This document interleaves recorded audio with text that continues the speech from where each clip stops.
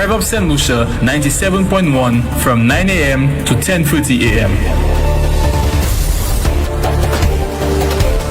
Join the United Workers' Party this and every Thursday on Rev Up St Lucia 97.1 FM for an educational and informative program, Meet the Opposition.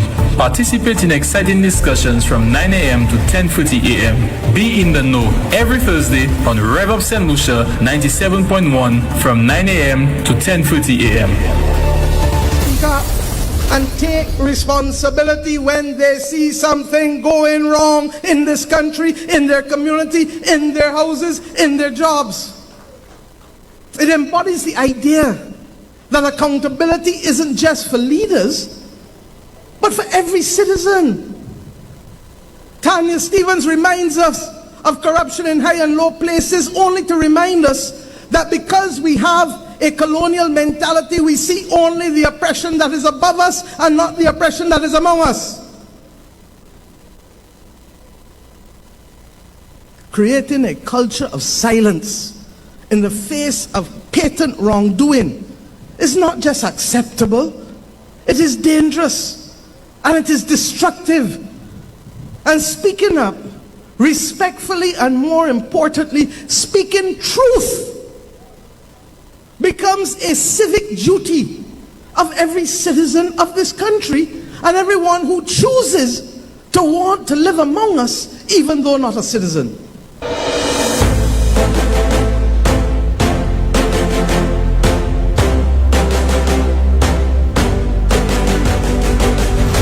It's now time for the first Meet the Opposition for the new year 2025.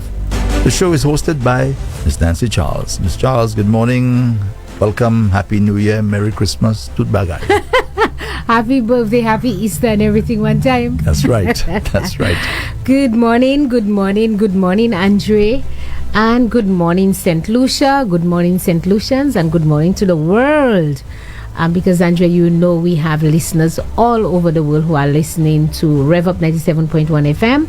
And they are also tuned in to Meet the Opposition. So it's another exciting year. I think the song you played just before this one, which was, thankful to God for another day, praise God for another day.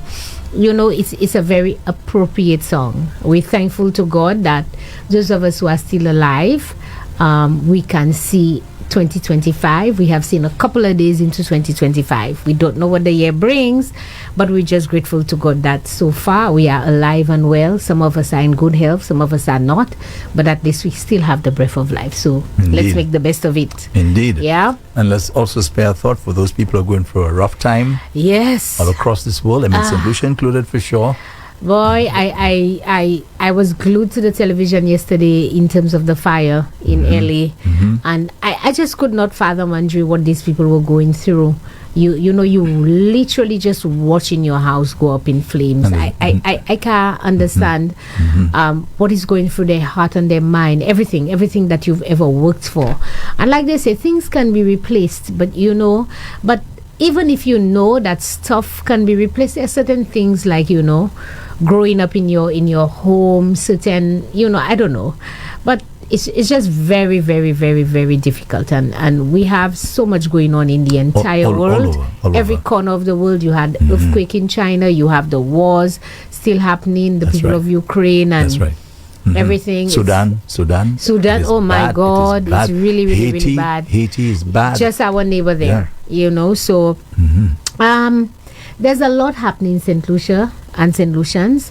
Let us start off the year with a spirit of gratefulness.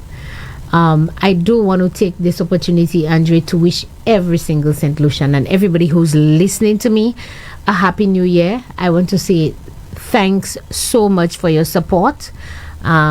We have some people who are consistently listening. They are under the live every single Thursday.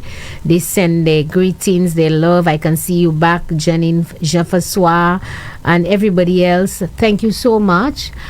I do want to say special good morning to my family, Andre, my source of strength, my family, and especially my husband, For a long time, people didn't even know that I was married. It was just Nancy Charles, and because he's not the person at the forefront, and and so forth.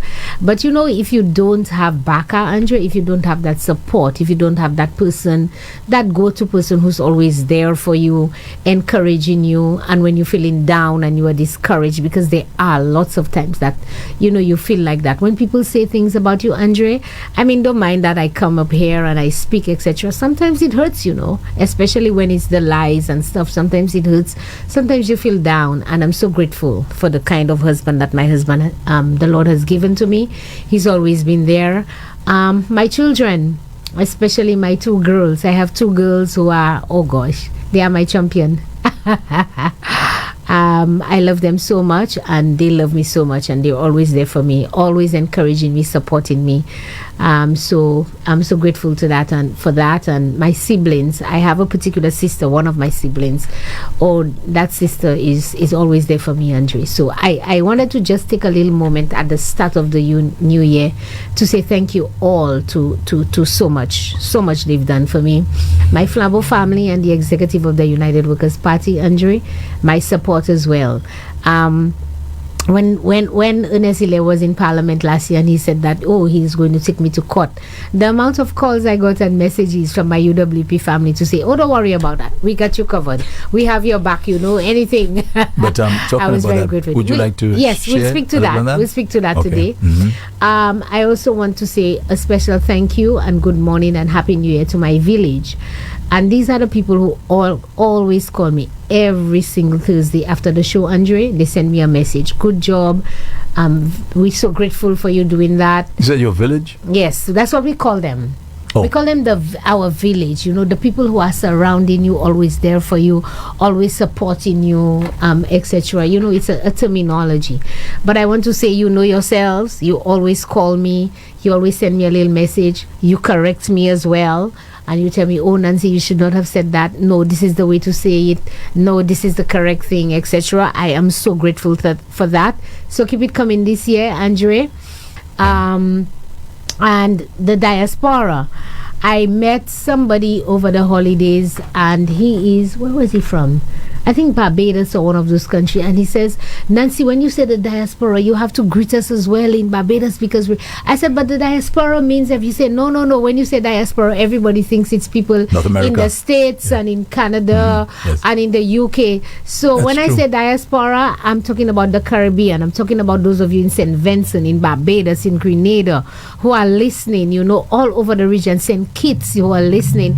You are part of the diaspora as well. So I do want to say thank you so much. It's just great to be here today, Andre. As is customary, we always like to start off with, something encouraging. And I want to keep that as well. And when you finish, I need to ask you a question. Yes. A lot of persons told me that they are so grateful for the little words of encouragement that I share before the show. And I think it's important, because for me as a believer, it's important for me to share my faith, Andre. Like I've said, I'm not forcing it on anybody, and I'm not saying that you have to believe. But if you believe, especially for those who believe, I think it's important for us to, continue to share our faith, because that's mostly my source of strength. My source of strength is from God. So I will read for you St. Lucia, the book of Joshua, chapter 1, just a few verses. And it says that, now after the death of Moses, the servant of the Lord, it came to pass that the Lord spoke to Joshua, the son of Nun, Moses' minister, saying, Moses, my servant, is dead. Now therefore arise, go over this Jordan, thou and all these people, unto the land which I give them, even to the children of Israel. And listen to this: every place that the sole of your foot shall tread upon, or that you step on, that I have given you, as I said unto Moses. And then it says that in verse 5, there shall not any man be able to stand before you all the days of your life. As I was with Moses, so I will be with you. I will not fail you. I will not forsake you. But be strong and of good courage. For unto these people thou shalt divide for an inheritance the land which I swear unto the fathers to give them. Only be thou strong and very courageous, that thou may do according to all the law which my servant Moses commanded them. And I chose that passage of scripture, Andre, because for me it is very symbolic. And the key words for me is to be strong and courageous. And those of you who would probably know or understand the story of Joshua, Joshua was, more or less a little man in the army underneath Moses. And Joshua, and there were the story of the 12 spies. They were sent out to spy the land. God had given it to them, but they needed to go and conquer it, Andrew. They needed to go and fight for it and take it, because even if God has says to you, Andrew, I'm giving you this radio station, it's not going to fall from the sky. That's right. You had to work for it. You had to have meetings. You had to go up and down. I'm sure you can tell us the challenges you had, but you know that it was yours and you had to do what you had to do for it. And it's the same thing that Joshua and the children of Israel had to do. And so when Moses passed, before Moses passed away, when Joshua went out with the 12 spies, when they came back, the 10 spies said, oh my God, this land, no, the people in the land, they're too big, we can't fight them, we're not going to win, no. But Joshua and another guy, the two of them, they were the only two. They stood up, they stood up against the 10, and they said, no, we can do it. We are able to conquer it. We are able to fight these people. This is the land God. So you can see from very early o'clock, Andre, he was able to stand up and to defy the odds. And he could have gone with the 10 and said, that's true, like we do here in St Lucia. Everybody says that. We know it's not right, but we say, I'm well. That's true, that's true. We go with the flow. No, they didn't go with the flow. And after Moses died, God promoted him. And God said to him, just be strong and courageous. St. Lucia, my message to you today, to every single St. Lucian. We've had a very, very, very challenging year, Andre. I mean, to me, this is the worst that in my adult life that I have seen it. I have gone through and I have experienced and I have seen my people, St. Lucian people, gone through. This is the worst. But I am encouraging you this morning. Like the old people say, point chair, point kuwai. That's what it means. Be strong and courageous. Say point chair, point kuwai. Be strong, St. Lucia, and be courageous. And you need the courage because you need to be able in this year, as we continue to play that clip from Mia Motley when we start the show, where she encourages you that you need to speak out, where she encourages you that this is your country, and that when something is going wrong, that you have a responsibility to stand up and say, this is not right. And not only when something is going wrong with the politicians, because we only pick on the politicians, Andre, but in the community, in the family, in the home, at work, when something is not going right, you have a responsibility to fix it. Don't say pamwe. Say job se munsa, no electe se munsa, or no.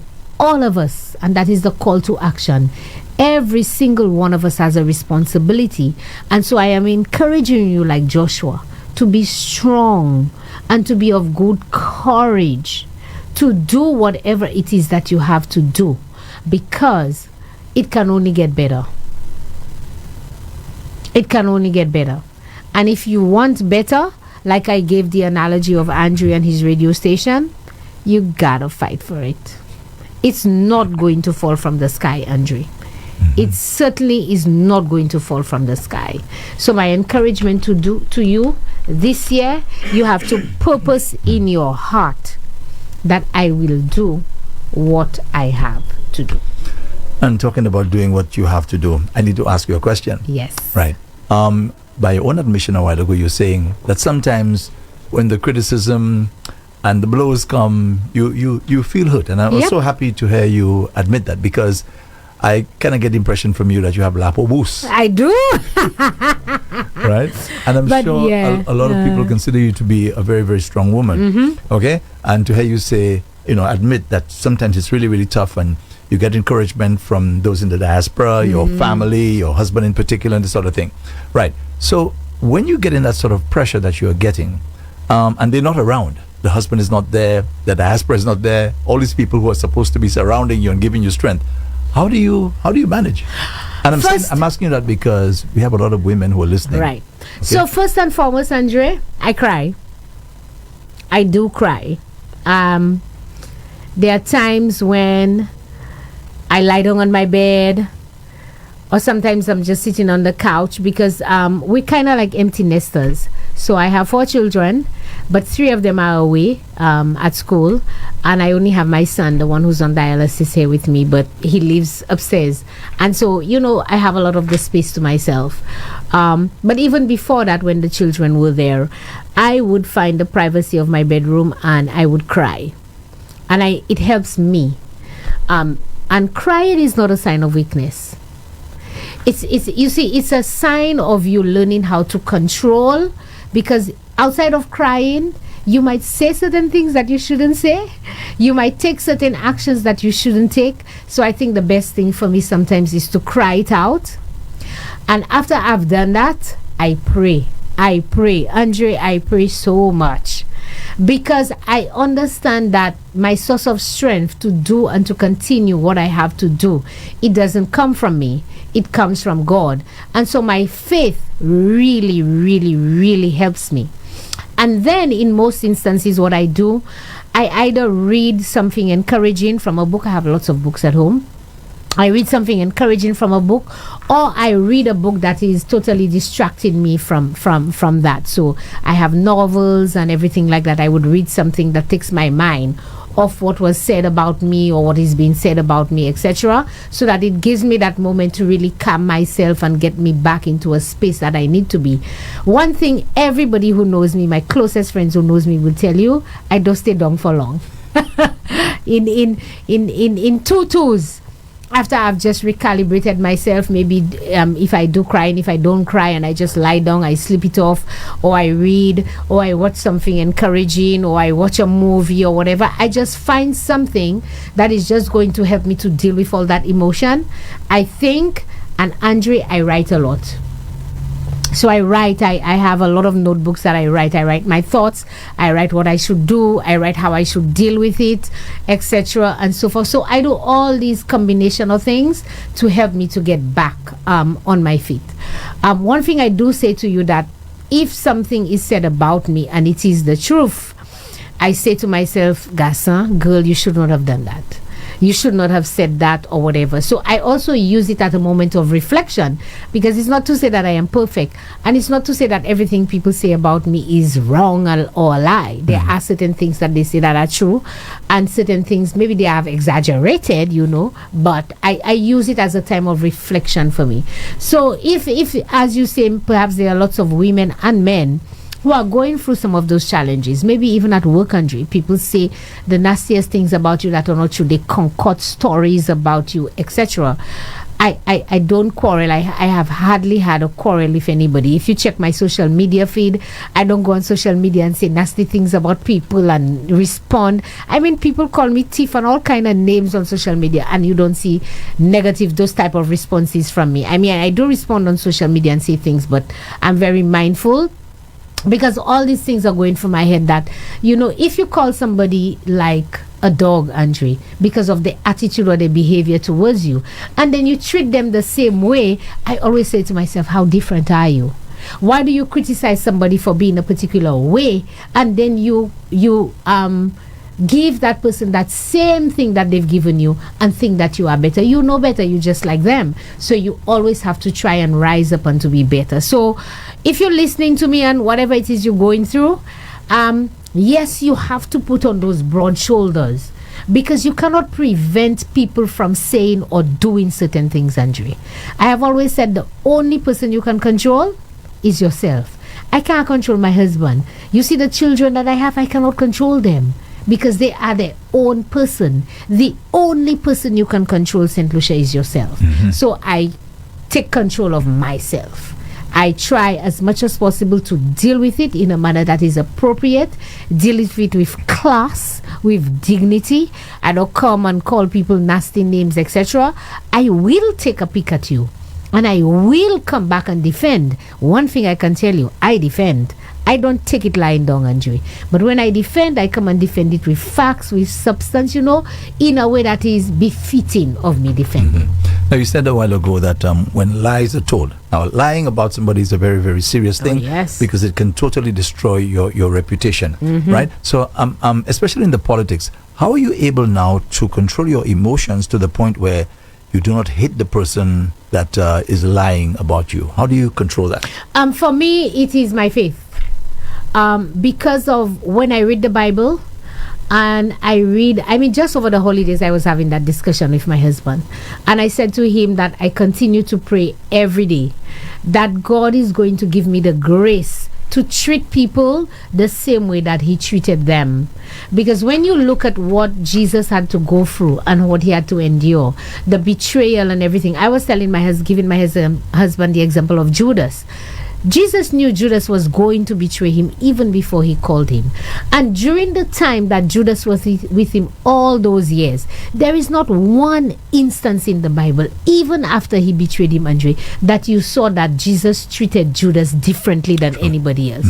He treated him kindly like everybody else, etc. He knew what he was going to do to him. And you know why he was able to do that? Forgiveness. So what I do, and that is because of my faith, I pray to God every day. I'm not very, very good at it, Andre, but I'm good at it. I pray to God and I say, God, help me to forgive. Help me not to hold people in my heart. Help me not to hate them. I may not like their actions. So my good friend Richard Frederick, I don't hate Richard. I don't like his action. I don't like his behavior. I do not like his character. I do not like some of the things he says and does, but I will never hate him. I don't hate anybody. You understand? I may not like what you do or say. And that is because of my faith that is helping me every day, one day at a time, Andre. Because the hatred comes, don't think it doesn't come. Exactly. It comes in your heart. The thought comes. The feelings come. The emotions come. The things that come in your mind to say and do to these people, they come. But what I do is, after they come, I take it away and I say, God, I know that's not what you want me to do. I know that's not how you want me to deal with it. You want me to deal with it properly and better. And so that is what helps me every day, my faith, Andre. As you mentioned, Richard, I remember I was interviewing him one time. Kind of a similar situation, because at that time he was under a lot of pressure. I mean, all sorts of evil things were being said about Richard. And I remember I was doing an interview with him and I asked him, I said to him, how do you manage this? Right. And he said to me, Andre, once you know what you're doing, at least at that time, at that time, he said to me, once you know what you're doing is right, you have nothing to worry about. That's what he said to me. But I do agree. Once you know what you're doing is right, you're doing it for the greater good, you're doing it for the betterment. And I think, one thing that is very important for us to note as well is your motive. What is your motive? Why are you doing what you're doing? Why am I here in studio, and why have I taken up the opportunity, given off of my time? Because I'm not paid for it, Andre. Nobody pays me to be here, St Lucia. Andre doesn't pay me, the radio station doesn't pay me, the United Workers' Party doesn't pay me. I do it freely and willingly. Why? Because I believe in my heart that there have been too many things that have been said that are not true, that St Lucians need to know the truth. I believe in my heart that there are too many things that this current government is doing that is wrong, that needs to be brought to the attention of the public, and that the public needs to know. And I believe in my heart that the St Lucia Labour Party, when you look at what they have done over the last 3.5 years, they are not good for the people of St Lucia. They are not doing what is right by the people of St Lucia, especially for such a mandate that was given to them. And I believe it is my responsibility to share with St Lucia that there is something better, that the United Workers' Party has something better to offer. So I am doing all of this for the benefit of my people. They can choose it, like the Bible said when God had said to Joshua, I set before you life and death. They can choose it. Before you is the St. Lucia Labour Party, the United Workers' Party. That's your choice, St. Lucia. You always have that choice. But my purpose is to ensure that when you are making a decision, you are making a decision not on lies like people that happened last time. You are making a decision based on facts, based on substance, based on information, based on what you want, what you desire, Andre. You know, what you want to see for your country, for your children, for your family, and even for your own self. If you have no desire for you to be better than where you are, then you can say, I just was still. But if you have a desire in you, Andre, to be better, for your life to be better, for your family's life to be better, for you to have a better house, for you to get a better job, for you to get a better salary, for you to be a better person, then you have to make a change. So I have another question. Yes. I have another question. Before the presidential elections in the U.S., Pope Francis was asked the question by American Roman Catholics, who do you think we should vote for? And his response was, well, vote for the lesser of the two evils. Now, the United Workers' Party and the St. Lucia Labour Party, I wouldn't say are evil, but they're not perfect.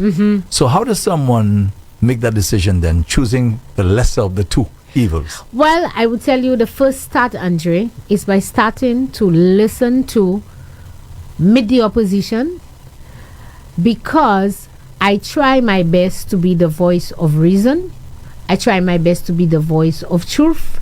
I try my best to be the voice of facts and substance. If you are going to make a decision, like he said, vote the lesser evil, or if you are going to make a decision between the St. Lucia Labour Party and the United Workers' Party, you have to listen to something that when you listen, you say, let me think about that. You understand? So you have to purpose in your heart and in your mind who and what you are going to listen to. You have to purpose in your heart and in your mind what you're going to fact check, for example. So if I tell you that the sky is blue, you don't just take my word that the sky is blue. You have to fact check that the sky is blue. I have to show you evidence that the sky is blue. And you have to now see for yourself and go and see for yourself that the sky is blue. What we have done in St. Lucia is we have become, quote unquote, lazy to the truth. So what we do, we just believe any and everything anybody says. And that maybe includes me, you know. That's why when I come here, Andre, I try my best. When I say X, I give you documents. And that will go into the issue with Ernest Hilaire. When whatever it is that I said about Ernest Hilaire, I had documents to substantiate everything that I said about him and every allegation that I made about him. Everything. When I said about the passport with Jufali, I had documents to show that he knew, and he was still on television station lying about it. So at the end of the day, when somebody comes on national television or national radio and they make a particular statement or they say something that is, and they say this is a fact, they have to ensure that they substantiate it with something. And that is the first step on you deciding who is telling the truth and who's not telling the truth. So if you provided documentation to support what you said about Dr. Hilaire, why would he still want to take you to court? Because, well, let's go into the issue of Dr. Hilaire. That I have to say to St. Lucians, I got so many calls, Andre. And you know what? Politicians prey on the ignorance of people. By the way, just to confirm, you have received the I did receive a letter. Okay. I received a letter. I didn't receive anything to go to court, St. Lucia, which I will get to. But I did receive a letter. But I was saying that I got a lot of calls. And when people saw me, they were saying, hola. People thought that I was arrested. People thought that I was going to go to jail. People were afraid that, because as soon as they take you to court, they think it is something that, you have to go to jail for and you are arrested for and you charge for, etc., etc., etc. So, St. Lucia, that's not the case. And that is the thing that a lot of people thought. In fact, to the Labour Party supporters was like, yeah. I'm back. I'm really right here. And I'm not going anywhere. Anyways. So, like Buju Banton song said, I was buried alive, but I'm still breathing. Like you're like Chucky. Yes. Chucky, I'm back. I'm back. So, yes, Andre, Dr. Hiller made that statement, I think, around the 5th or the 6th, or very early in December. And you remember when I came into the show, I told him where I was. I kept waiting for the letter. I never got it. They never served me here. I waited. And on the 20th, just about 4 days before Christmas, I was at home, maybe around 6 o'clock, a little after 6 in the evening. I saw a vehicle pull up, and when I went out, somebody came and they said they had a letter for me. And when I got the letter, of course I knew that's what he was going to do, because he has no grounds to sue me, Andre. So he sent me a 10-page lawyer's letter that more or less extracted what he wanted from the show and broke down and said everything that I said. And at the end of it, made all these assumptions that based on what I said, it is assumed that you are assuming that my client is a thief and my client is a this and that. And oh God, when I look at the assumptions, I was like, okay. But I don't want to talk too much about it because the matter has to be responded to. But I'm just saying to you, St. Lucia, that I don't know. And well, more or less in his letter, after he made all these claims, he said that he wants me to apologize. And I said, hell no. What am I apologizing for? I did not lie about you. I did not malign you. I said exactly what is it that there is documentary evidence to say about you. So I am not apologizing. And if I don't apologize, then you know what else to do. Take me to court. Okay? So that's it. So by the way, so how do you feel about that? That there's a possibility you may go to court? I really want to go to court, Andre. Considering you told me you've never been to court I've before. never been, so this will be my first. So you relish the opportunity? Oh yes, I want to have the experience. So that would mean you going to court and the whole thing about adjournments. Yes, and all these kind of things. So I can tell you what the judicial system is like here in St. Lucia. But for the record, I'm not going to court, St. Lucia. I have not been taken to court. I have just been sent a letter from his lawyers asking me to apologize for all those hundreds of things that were written. And I have indicated to my lawyers that I'm not apologizing. So we're currently looking at the letter and to send an appropriate response. But I'm still here, so putting more pressure on your liver. So those of you who were really, really happy and thought that Ernest Hiller was going to shut me up and shut up my mouth for good, and I saw all the things you all posted on social media. I saw them. Like I said to Andre, I don't respond. I saw them, but I'm here. I'm here, Andre. So that is that.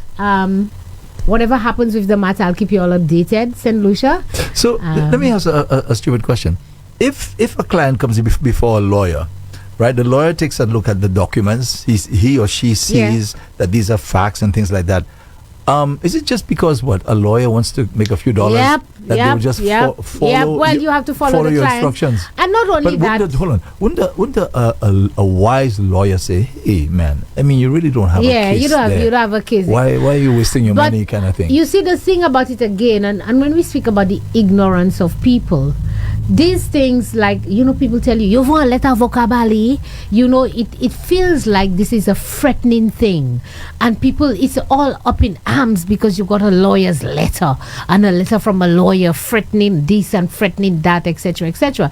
And some people cower, and some people, they go in their shell because they're so afraid, etc., and so forth. But I want to say to Ernest Hiller, and I want to say to all the members of the St. Lucia Labour Party, you are public servants.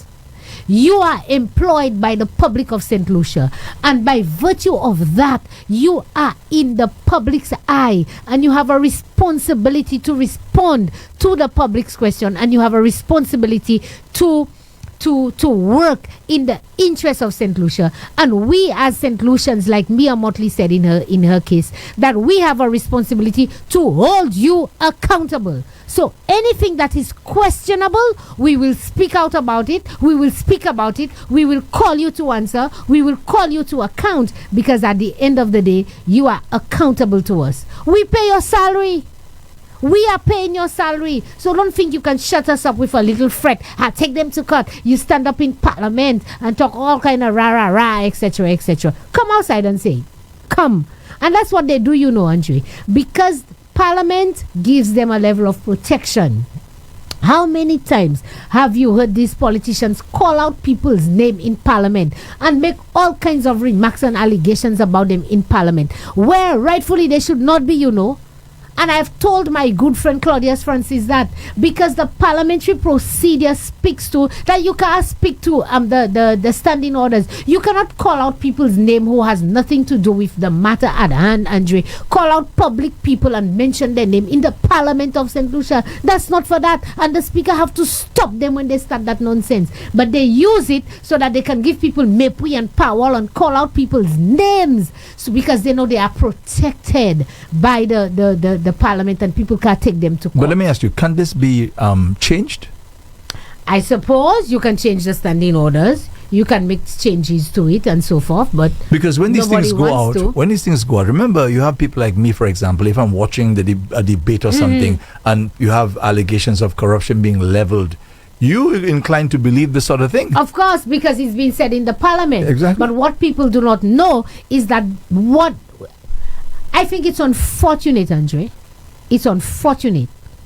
But I will tell you, it's been happening for a while that there's the little back and forth. But you see, for the last 3.5 years, Andre, I have never seen Mepui and Powell and Alan Chastney.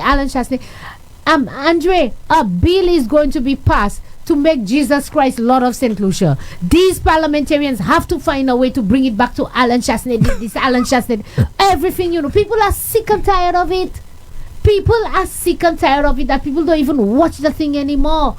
Because everything in the parliament is about Alan did this, Alan that, and when he was in government, if Alan stands up, no matter what bill that is presented, and Alan speaks about it or Bradley speaks about it, the entire rest of they don't speak, they're forcing him to speak first.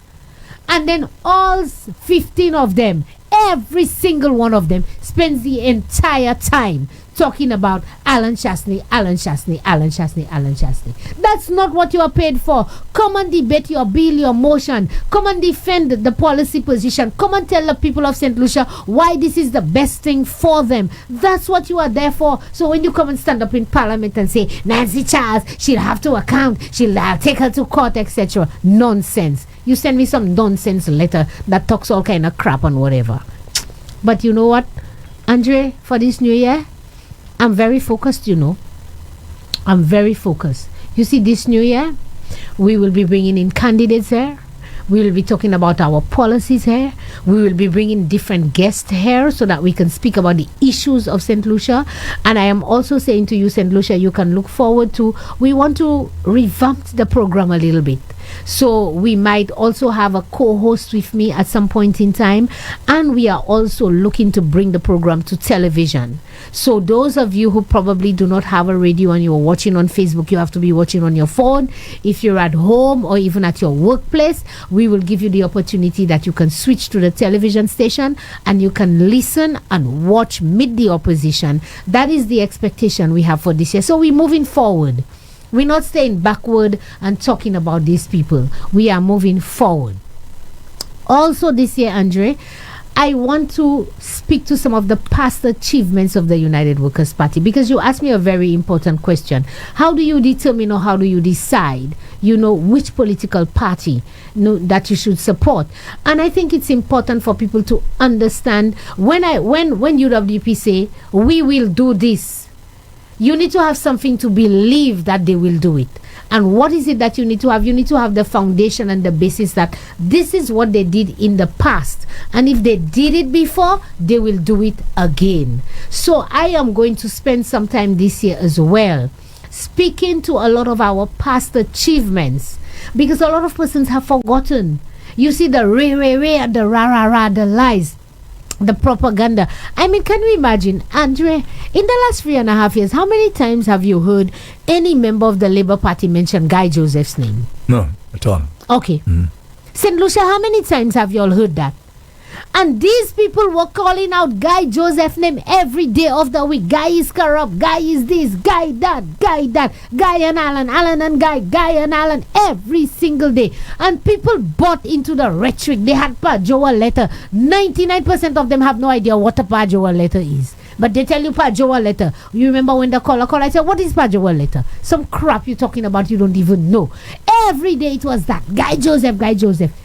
You all have been in office 3.5 years. You all can't even mention his name. You all are ashamed because you all lied to the people. You all make up stories to the people.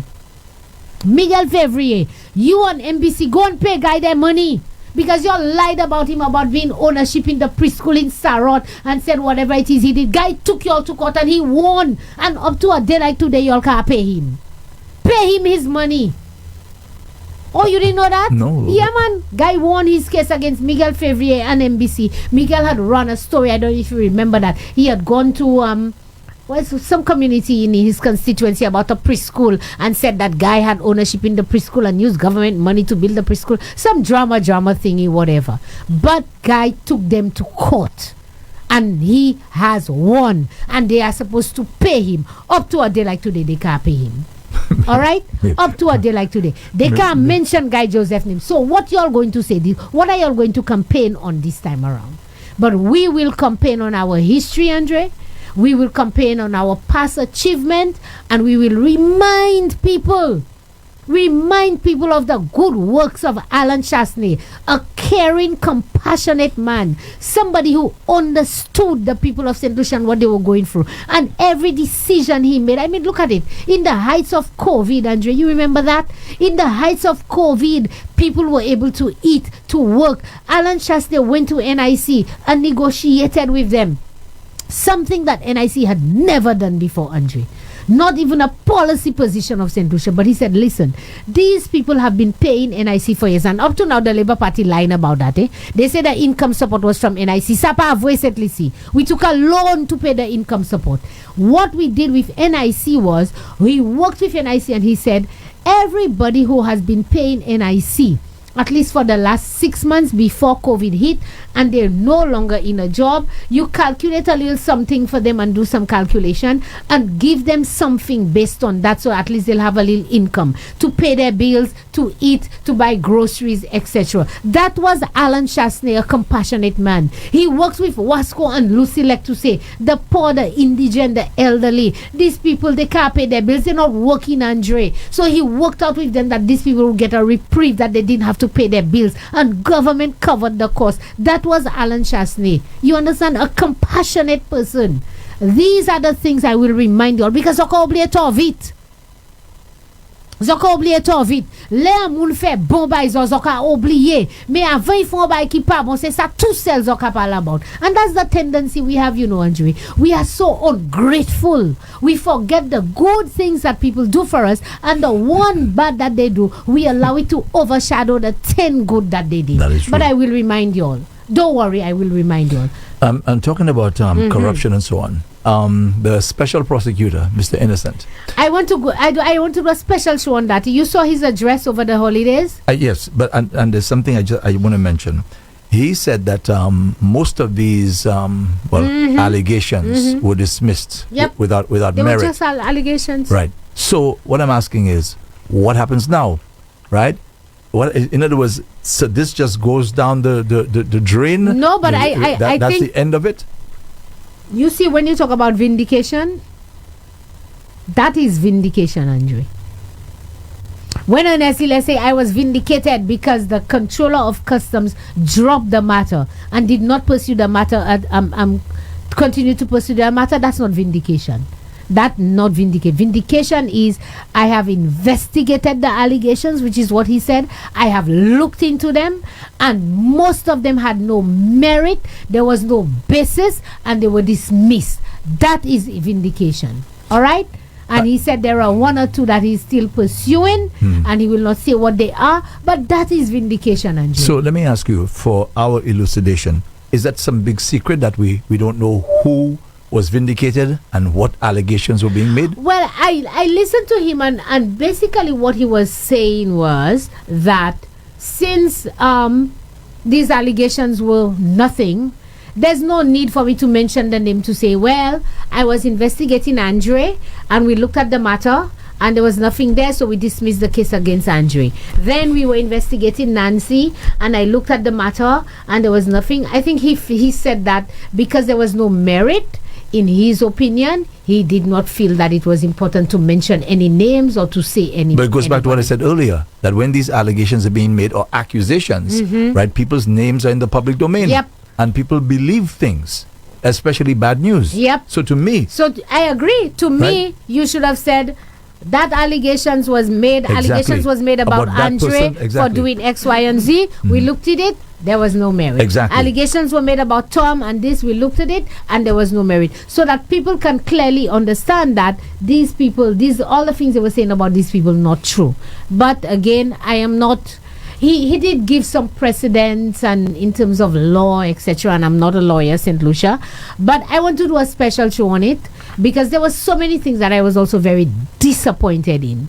Because I listened to the man for 60 something minutes, more than an hour, I listened to the entire thing, and it's almost like I came out like, okay, what exactly did you say? It was a 60 something minutes of nothing. You understand? Nothing. Because he said he was going to break down 4 areas. His speech was going to be in 4 areas.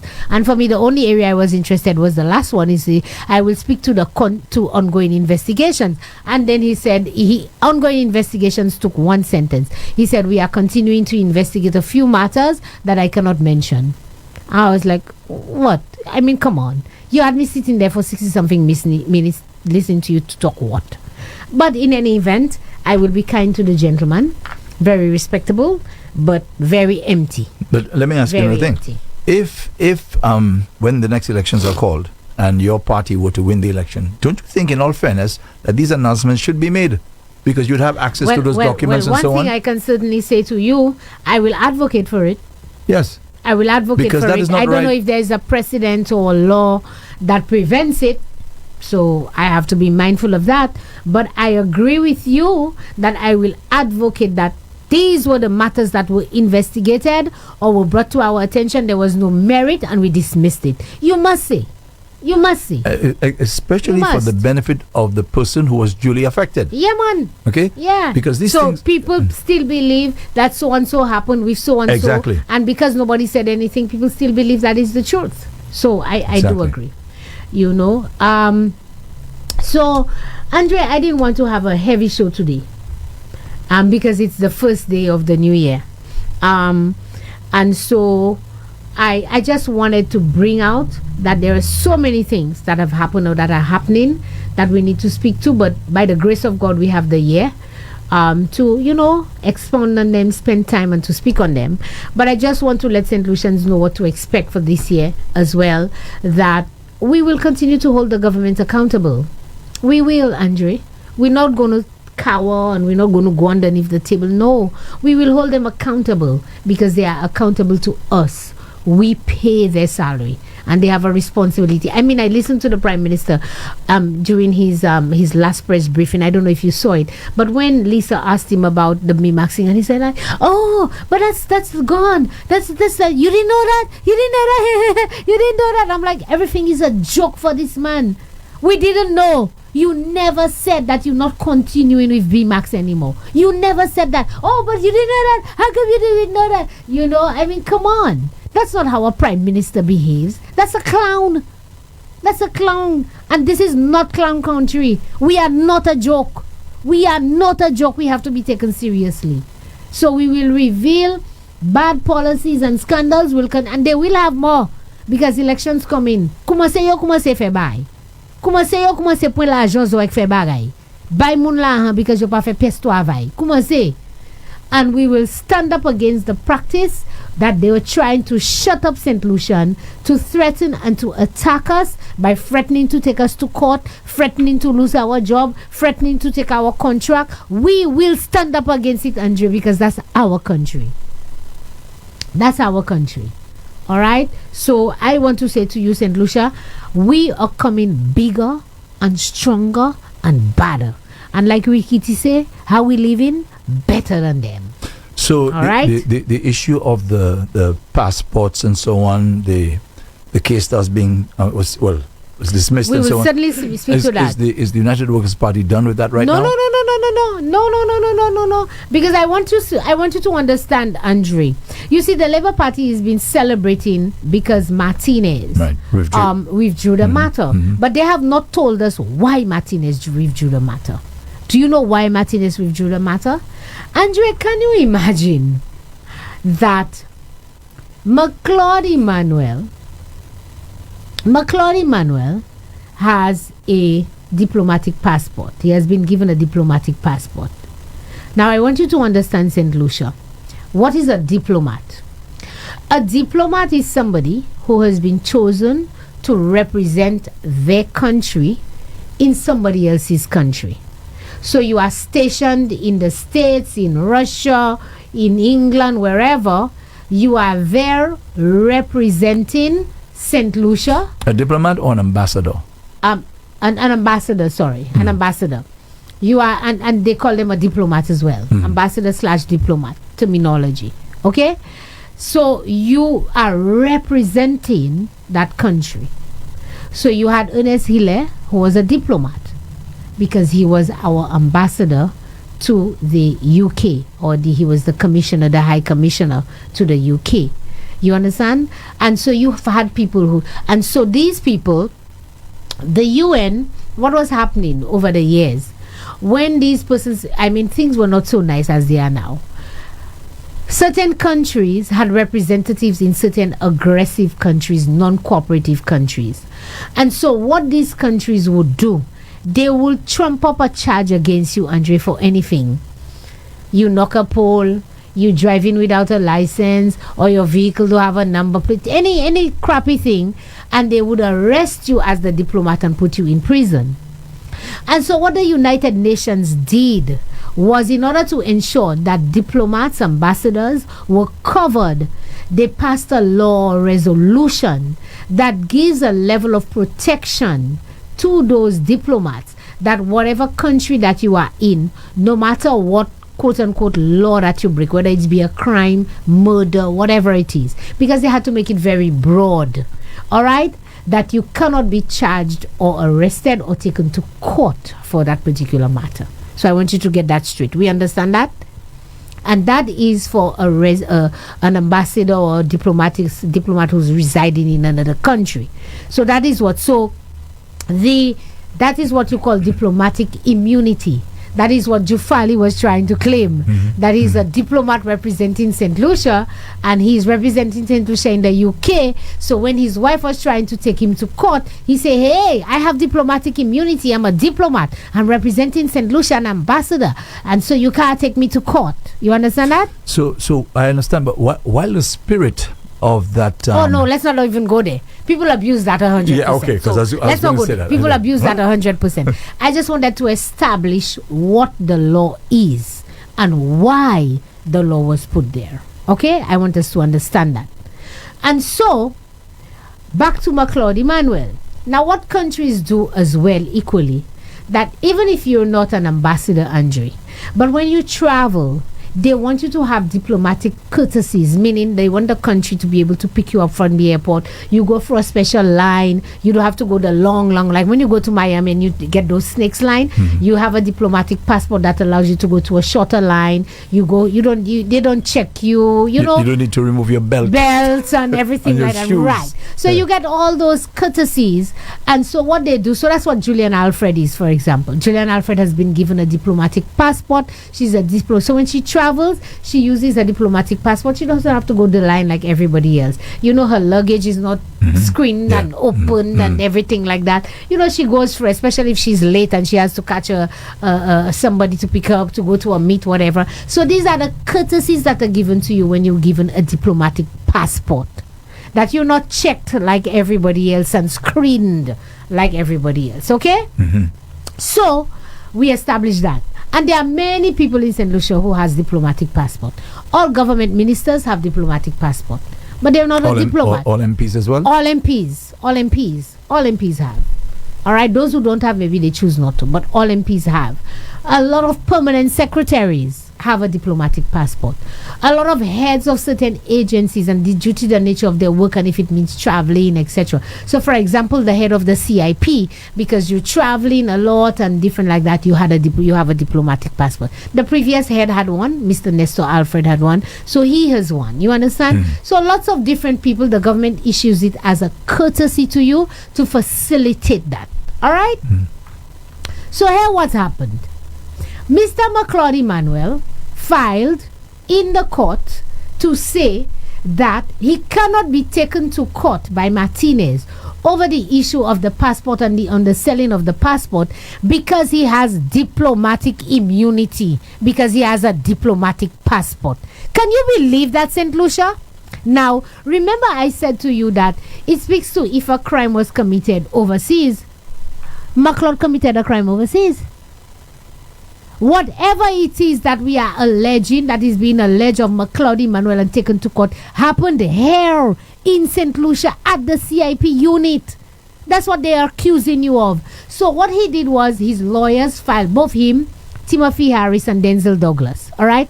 All three of them filed that they are diplomats because they have a diplomatic passport, and because of that they have diplomatic immunity, and so they cannot be charged or taken to court.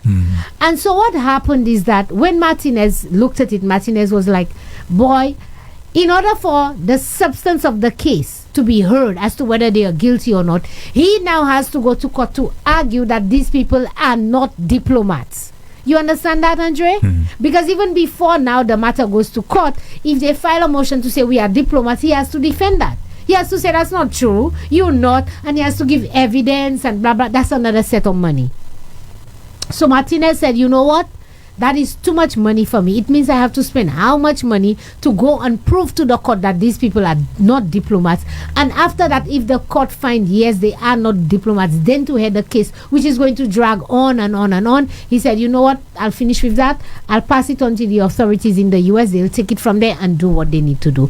And that is why Martinez dropped the case. But they've celebrated. Wait, victorious! Martinez dropped the case. We're not going to cut again. They lied. You see, I told you it was never the truth. That's not true, St. Lucia.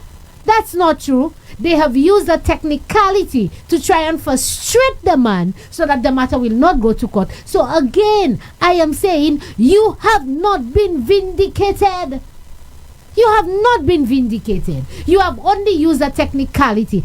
I want Mr. McLeod Emmanuel to tell me how is he a diplomat and that he has diplomatic immunity. So Andre, if that is the case and that precedent is set, are you telling me that permanent secretaries who have a diplomatic passport, if they are accused of doing something wrong in the ministry of choice or whatever, that they can say, I'm a diplomat, I have diplomatic immunity, you can't take me to court? Is that the precedence we're trying to set here in this country? Are you telling me that the head, a government minister, for example, a government minister does something wrong? Are you telling me that he's going to say that I'm a diplomat, I have a diplomatic passport, you can't take me to court? Which law in St. Lucia that says that? Which law? Which? So let me tell you, St. Lucia, these people are taking us for a ride. They are taking us for a ride. You understand, Andre? And I hope St. Lucians see beyond that. There's so many things happening in this country. And again, you see, the Bible is right when it says, my people perish for lack of knowledge. All right? When you do not know, Andre, and you do not have knowledge of something, when you are ignorant of something, in your one, ça son curse, garçon. And I am saying to you, St. Lucia, that's my duty. That's my responsibility to highlight, clarify, and bring to light the issues that this government is lying to you about. So I want you to understand, Martinez did not drop the case because he did not have a substantive matter. He did not drop the case because he felt that they didn't do anything wrong. He dropped the case because McLeod Emmanuel claimed diplomatic immunity because he has a diplomatic passport. Upa diplomat fry. Upa diplomat. You don't have diplomatic immunity. But don't worry. Time will tell. Tato. The special prosecutor is still there. Don't worry. Don't worry. But anyway, Today, Andre, I really wanted to dedicate the show, a good bit of the show, to a very good friend of mine, Lincoln Maynard. His name is Skinny. I don't know if you remember Skinny. Yes. Mm-hmm. Skinny passed away, and I do want to spend a little time talking about that, talking about Skinny and what he had to go through. But before I do that, I sent you a little video on Richard Frederick. I want you to just play just a minute or two of that little video, because I thought it was important that I didn't get a moment to speak about it, because when it happened after, our show. Just play a little clip in 1 or 2 minutes of it, and then we'll go into it. Just a minute. Very unhappy. I am unhappy. Sometimes I pass by the CDC, I see those thugs there. I see them there. And I don't call them, because in my view, you cannot want to associate with me when all you want to do is crime. I have a problem with that. I have a problem with that, Solomon Clark. I have a problem, a serious problem with it. Okay? Not too long ago, your thugs, your lime, right there by Mr. Walters, and you'll rob him. You'll lime right there and you'll rob him. I want to call on Mr. Commissioner. Mr. Commissioner, this is getting too serious for us to take a lackadaisical approach. I had some SSU guys patrolling that area for me. I have a no loiter inside there. But basically they ignore it. They lime there, they lime under the CDC, and all they do is rob the tourists. That's all they do. I am sick of it. I am tired of it, and it has to stop. Yes. So, St. Lucia, I'm sure a lot of you all heard it, because the video was cut and posted all over the place. Richard Frederick ranting and raving, trying to put up a face that he's against crime and criminality, trying to put some bravado. I'm sick and tired of it, and as if he's making a statement against criminals. But isn't that a good thing, what he did there? All of a sudden? Well, I mean, there's a first day for everything. I suppose. All of a sudden. But I let me tell you something. St. Lucia, I want to pull out some of the key things that Richard Frederick says, because you see, people saw the aggression and the anger, and I'm tired of it, and you're fooling around. But you see, you all did not listen to what he says. And so I want to pull out a few things that he says. All right? Because Richard Frederick cannot come out on national television, Andre, and call out people names and call them criminals and call out their names and say that they rob people, etc. Excuse me? Richard Frederick cannot be a law unto himself. Alright? He cannot be a... So, Richard Frederick called out the name of the guy, and you know what he said? Y'all were liming by Mr. whatever, and y'all robbed him. You heard that? Mm-hmm. Not me that said that, he said that. Mm. So Richard Frederick knew that Tom and Dick and whatever the fellas' names are, that they were by the gentleman's place, and that they robbed the gentleman, and nothing happened, Andre. You did not report it to the police. You did not call your police friends that giving you files, ho-to-to, big like that giving you information on everybody. You did not call the commissioner and say, I know this gentleman, this is his name, they were by Mr. So they were the ones who robbed him, so that they can pull them in for questioning or arrest them. Why did you do that, Andre? Maybe he did. He did? Maybe. You sure? And he calling them out now. Now. That didn't happen yesterday, huh? When he came out on the show to speak about it, it didn't happen that same day. Huh? It happened before. Okay? He knew about it before and did nothing about it. Did not call the police, because that's what you do, Andre. When you see a crime being committed, if you're not too afraid, because in St. Lucia people are not reporting anymore. But if you're not too afraid, you call a police officer friend and you say, I saw so-and-so doing so-and-so, etc. This is the person I saw. That's not what you do. Isn't that what rightful citizens should do? As I'm saying, maybe he did. He do didn't. That. He didn't. If he did, he would not have had to come on television and call out their name and say, y'all will buy the Mr. Foolishness you're doing. He called out their name and he said, I'll put out your pictures and whatever. He knows it because listen to what he said. He says, when I pass in, y'all don't see I'm not checking y'all, I'm not calling y'all. Because he knows where they are and where they hang out. But don't you think it's possible that maybe the police didn't follow up? I don't give anybody no benefit of no doubt. I am going based on what Richard said. Okay? Based on what Richard said. Secondly, Richard said, I have some SSU patrolling there for me. I have some SSU patrolling there for me. Really? So the SSU is now reporting to Richard? Richard have SSU patrolling where he wants? Y'all listen to that, St Lucia? Y'all, I tell y'all, when people talk, you just have to listen to what they say. Who are you? Are you the Minister for National Security? I mean, what ministry do you hold that you have SSU patrolling there for you? Again, don't you think maybe he obtained permission? He made a request? I don't know. He made a request? I don't know. All I am saying is that these are the type of statements that somebody who's in charge make. And let me tell you something. You know what he said? He said, Mr. Commissioner, I am directing you. And he said, Mr. Comchon, I am giving you instructions on TV. Okay? So that is somebody that is in charge. Oh, yes, that. That's what he said. Mm-hmm. Not me that said it. He said that all they do is lime and rob the tourists. If you know that, for heaven's sake, for Christ's sake, you know them. You know their names. You call out their names. You have their pictures. These are people who are known to you. Today they are thugs. I wonder what they were yesterday. That today they are thugs. But you know them very, very well. You know their names, you know where they lime, you have their pictures. And listen to what he said again.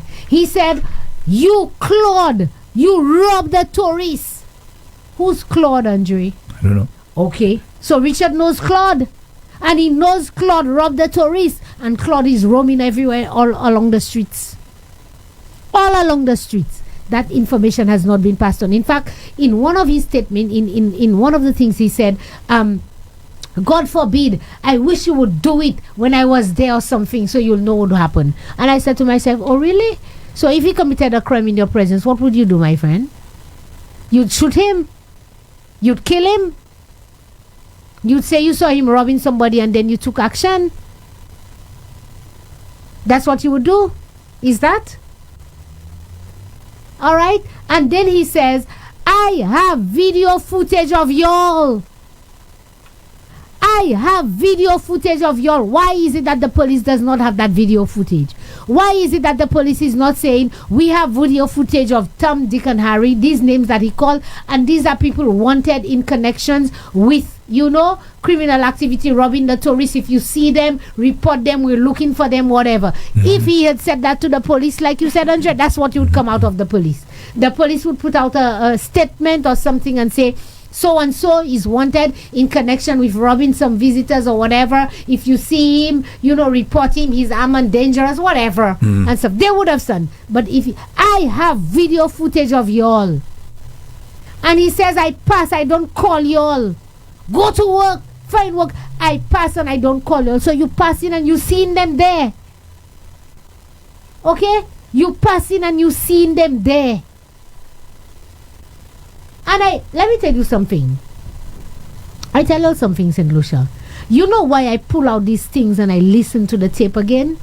Because, as I said, all of it is just talk and bravado. It is putting up a front. Because if Richard Frederick was serious about crime in the city, and these young men, so-called young men that he called out their names for, not today he would have done something about it by reporting it. He has connections in the police. We know that. He said that for a fact because he said, I have files. The police have given me files. I have files fixed so. So he has connection. He called out the commissioner on. I mean, how embarrassing is this? That a junior government minister is calling out the commissioner and giving the commissioner instructions on national television, Andre. He said to the commissioner, send PSSU and send the police and patrol that area. You giving the police commissioner instructions on TV? Why you couldn't call him on his phone and say, boy, commissioner, I want to tell you so and so and whatever. I think you should. You know, you have a conversation with him. But you have to show you in charge. You have to show you big and you large. So you have to come up on television and beat your hands on your chest and show that I am the one and call out people's name. And people think that's a good thing. It's not. You know why? The motive. And that's why earlier on I said to you, it's the motive of why you do things. If Richard was genuine in those fellas or those so-called people that he called out, he would have gone to the police, he would have gotten his contact, he would have gone to CID, whatever the unit, and say to them, I have information. He has videos, he say, I have video footage of y'all. So why you didn't pass that to the police? The people you say who robbed the gentleman, y'all will buy his place and y'all rob him. Why didn't you go to the police and let the police arrest them, bring them in? Look, put them in hiding. Because I'm telling you something, if the police was looking for them, Andre, they would not be sitting underneath the CDC. And when you pass, you don't call them. You don't believe me? They would be running all over. They would be hiding all over in little corners and whatever. They wouldn't be sitting there in grand style. They wouldn't. And in addition to that, Nancy, let's just assume the police didn't know who these individuals were. Right. No names were mentioned, right? Nobody made any accusation against them. Now that Mr. Frederick came out with that and mentioning names and so on, he has video and so on. The question is, have the police followed up? Good question, Mr. Commissioner. Which they should. Good question. But for me, the first thing they need to do is to arrest Richard. Why you say that? Because if you know somebody has committed a crime, you have video footage of that person. You know they robbed this gentleman. You know Claude robbed the tourist. You know all these things. It means that you are a facilitator. It means you are a facilitator, so they should bring him in for questioning. You don't agree with me? Yes. Bring him in for questioning. How he know Claude robbed the tourists, and how he have video footage of them, and how he know the other names he call out and say y'all were by Mr. So and so, and y'all rob him and this, that, and the. How you know that, pal? Bring him in for questioning. Unless he's provided the police with all this information. What's here, Andre? Please. And if he has, and really and truly, this is a serious matter. The police commissioner should follow up. But the commissioner should come out and make a statement on that. In fact, the commissioner is a little boy. And it'll be interesting to find out because you're calling out the commissioner and giving him instructions on television. And in addition to that, the question is: are these fellas still roaming in the same place? I have to assume what he say. He say, I pass. And I don't call y'all. Go to work, y'all don't say I'm not checking y'all. So he knows where they are. Wherever it is he's passing, he just see them. Okay? But I brought that to the attention of St. Lucians because I want you to see past the rhetoric, Andre. We have to see past the rhetoric that if this was a genuine effort by Richard Frederick in trying to get criminals, so-called criminals, quote-unquote criminals, alleged criminals off the street, that is not the way he would do it. That is not the way any ordinary person would do it. When you go out and call out their name on TV, what does that change? That doesn't change anything. When you go to the police station and say, listen, I have a report to make. I saw Claude rob a tourist and I have video footage. Here's the footage of them doing that. And I know this one and this one robbed Mr. So and so on whatever by his shop, whatever night and whatever. Then you do the right thing. But you don't come on television and give instructions. And he said that, he said, come John, I am giving you instructions on TV. That's what he said, I am giving you instructions on TV. Now let me tell you something. Officer Compton works for the Castries City Council Constabulary. The Castries City Council Constabulary falls under the mayor of the city.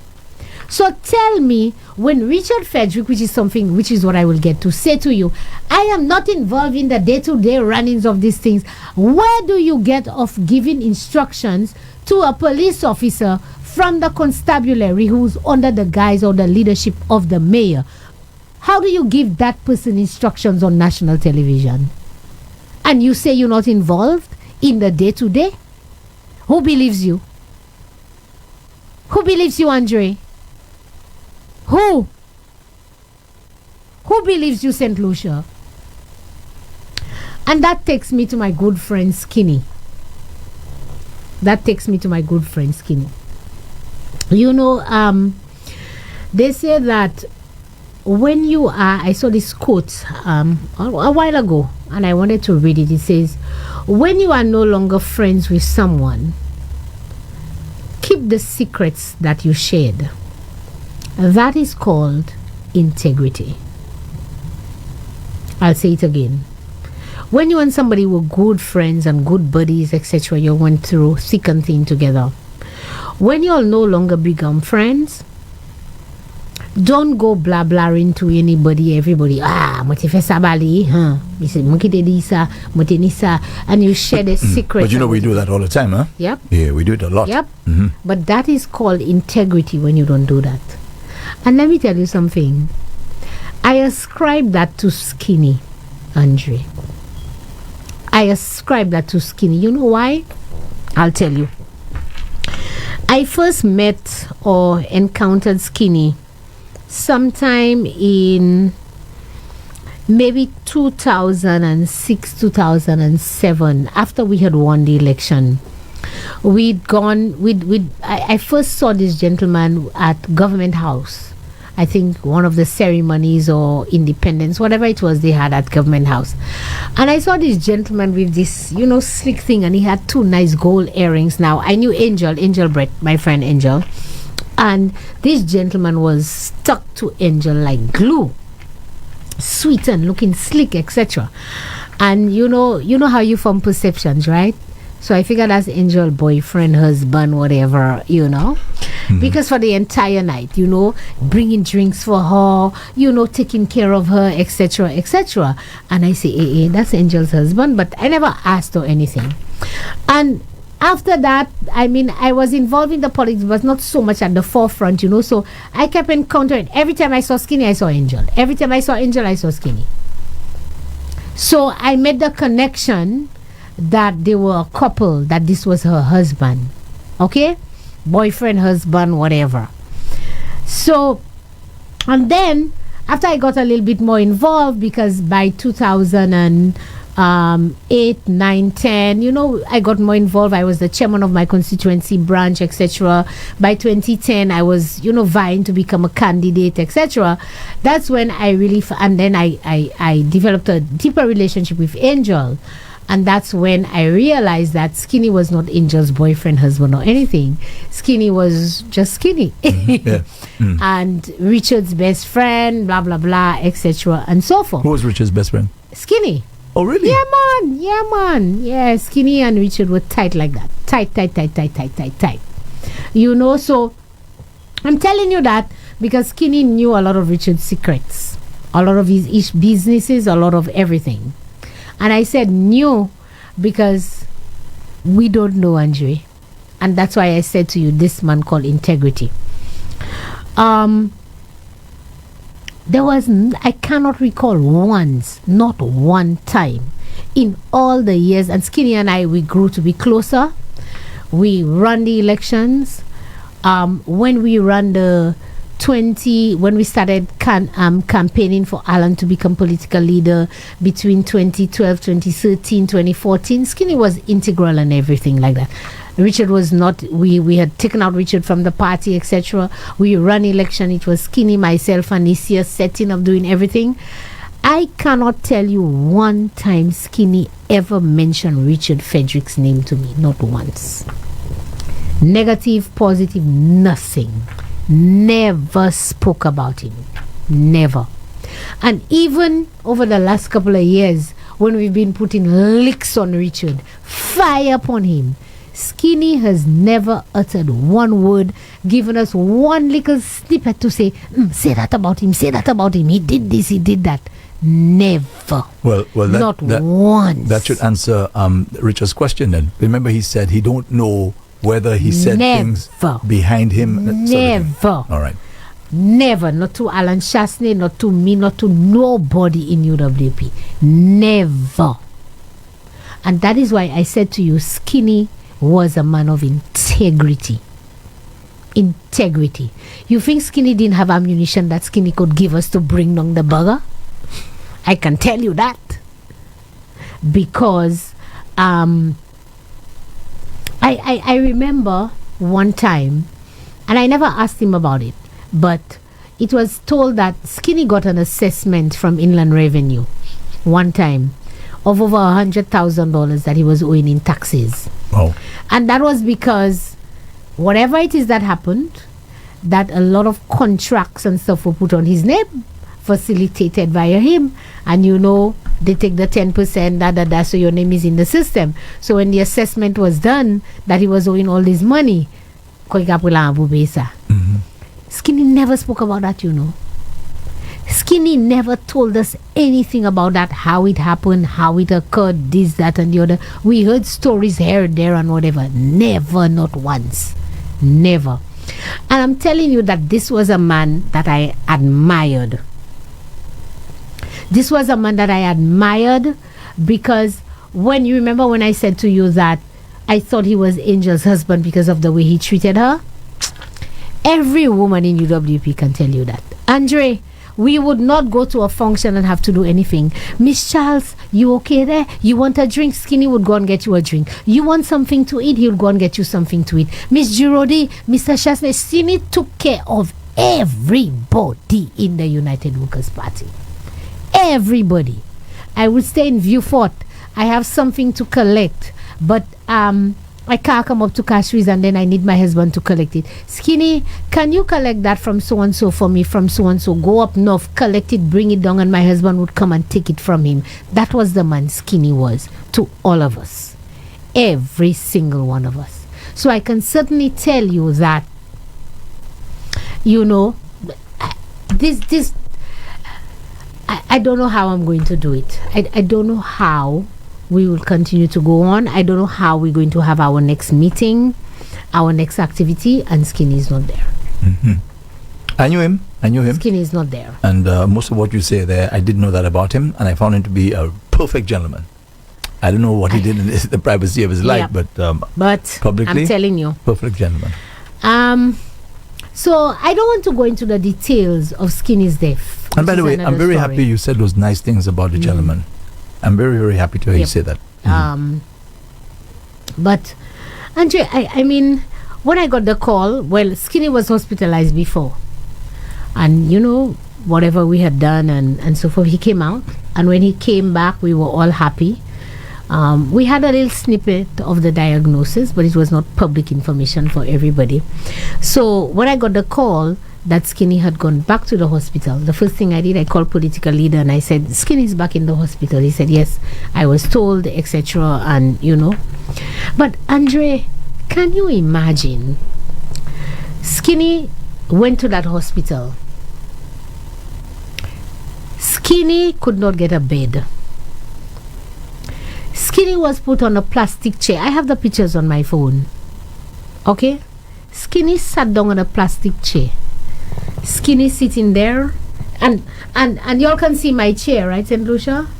It's not a comfortable chair like that with a back that I can rest my back and armrest. You know those little plastic chairs that have this little thing just behind it, etc. That's what Skinny was seated on for 40 hours. 40 hours? 40 hours. 2 days, 2.5 days. Skinny seated on that chair, can't get a bed. So, and he can't breathe. And so he has the oxygen mask and the little oxygen tank by him. His little package when his daughter comes to see him and the wife was coming in, taking care of him. Can you imagine the struggle to change him, to try and, right there and then? Right there and then you can carry him into the washroom, etc. And so if you're sitting there and you want to pee, what you doing, Andre? Who bringing you nurses up and down, lack of nurses, shortage of everything. These were the conditions that Skinny had to. No toilet. I mean, in 2024, Andre, You said 40 hours? 40 hours. Waiting Skinny for a went to bed? that hospital, I think, either the Thursday or the Friday, Saturday. Skinny was removed from the hospital the Sunday. Okay, we took Skinny to Tapio the Sunday evening at 10 o'clock in the night. So he went there the whole Friday, whole day Saturday, and whole day Sunday. So in other words, if you didn't intervene, I mean the party, He would have died on the chair. He would have died on the chair, St. Lucia, on the little chair. He would have died on the chair. That is what passes for healthcare in St. Lucia in 2024. I mean, imagine if it's your own relative, your father, your brother, your son, your daughter, your mother. They can arrest them back. Andre, when you sick, like you have a bellyache and whatever, you know how you turn in and you want to lie down. You can't lie down there, you can't lie down, so you can't think. And imagine you have to sit on a chair, St. Lucia, for 40 hours. But you know, Skinny was not the only one, eh? You had more than 10 people sitting in that island chair. Some on a makeshift thing. Some people lied. And he didn't even have a blanket. They couldn't even give him a blanket. Okay? Couldn't even give him a blanket. And I'm saying, let me tell you sorry, something, so for almost 2 days, the gentleman is more there? than 2 days. He went there Friday. He stayed there Friday on the chair. Saturday, he spent the whole day Saturday on the chair. Sunday, he spent the whole day Sunday.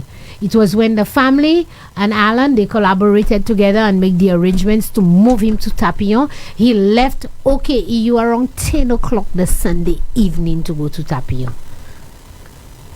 And he passed away the following day, the Monday. Okay? And there were people, he left people sitting on. I'm sure by the time he left the chair, somebody was grateful to take the chair he was sitting on. This is what passes for healthcare in St. Lucia. Dr. King, my friend, I think is his father's name, right? Okay, EU. All right? Yes. Owen King. You need to tell them to take your father's name off that place, man. That's a shame to the legacy of your father and to your legacy. What you have contributed and are continuing. You, my good friend, Dr. King is my good friend. You know, you need to tell them, take your father's name off that place. That's a shame. A shame, Andre. And then they open something else at Old Victoria, Betty Wells Clinic and Dr. Paris.